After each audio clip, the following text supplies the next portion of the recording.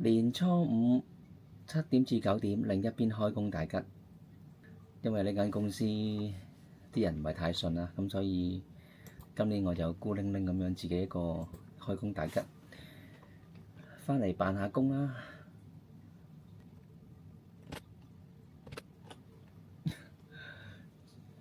差唔多個 CRM 都入唔到啊，點開市咧？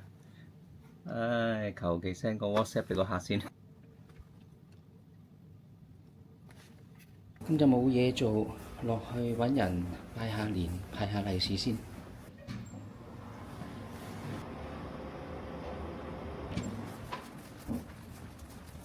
恭喜發財，身體健康，揾多啲揾多啲。